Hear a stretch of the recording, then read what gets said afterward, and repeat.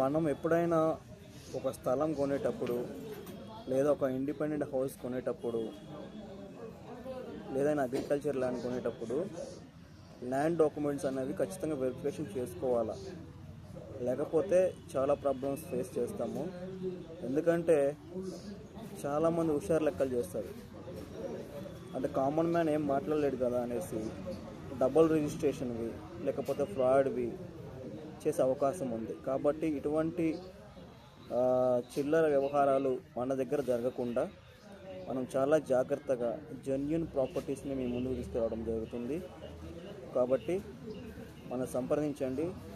100కి 200% మీకు best valuable assets మీకు అందజేస్తాము.